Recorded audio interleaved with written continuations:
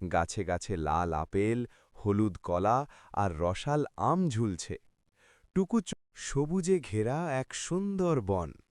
সকালে সূর্যের সোনালি আলো গাছের পাতার ফাঁক দিয়ে ঝরে পড়ছে। পাখিরা মিষ্টি সুরে গান বাইছে, ফুলের ঘ্রাণ ভেসে বেড়াচ্ছে।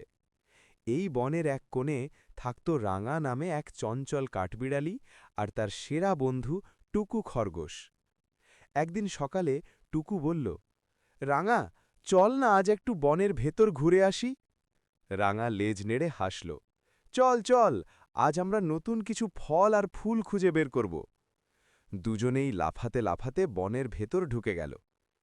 ফলের বাগানে হাঁটতে হাঁটতে তারা পৌঁছে গেল এক ছোট্ট ফলের বাগানে।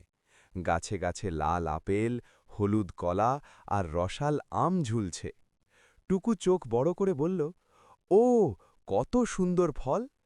রাঙা গাছে উঠে একটা লাল আপেল ছিঁড়ে আনল। এই নাও টুকু, আমরা ভাগ করে খাব। টুকু খুশি হয়ে বলল, বন্ধুদের সাথে ভাগ করে খেতে কত মজা। দুজনেই মজা করে ফল খেল।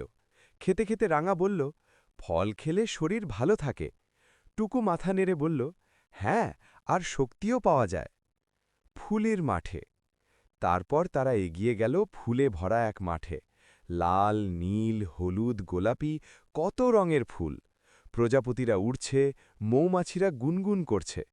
টুকু ধীরে বলল, ফুলগুলোকে ছিঁড়ব না, শুধু দেখব আর গন্ধ নেব।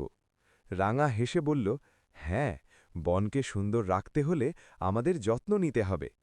দুজনেই ফুলের মাঝে বসে পাখির গান শুনতে লাগল। নদীর ধারে কিছুদূর গিয়ে তারা একটি ছোট নদীর ধারে পৌঁছাল। পানি ঝরঝর করে বয়ে যাচ্ছে। টুকু বলল, চল একটু পানি খাই। পানি খেয়ে তারা নদীর ধারে বসে গল্প করতে লাগল। রাঙা বলল, বন্ধু, আজকের দিনটা কত সুন্দর।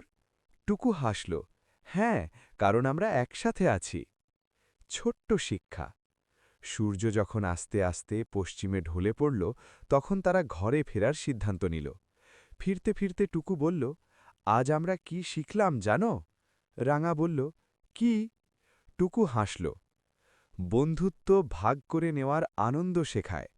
প্রকৃতি আমাদের যত্ন নেয়, আমরাও প্রকৃতির যত্ন নেব। স্বাস্থ্য ভালো রাখতে ফল খাওয়া দরকার। রাঙা বলল, আর সবচেয়ে বড় কথা, একসাথে থাকলে প্রতিটা দিনই সুন্দর হয়। দুজনেই খুশি মনে নিজেদের ছোট্ট বাসায় ফিরে গেল। আকাশে তখন তারারা জ্বলজ্বল করছে।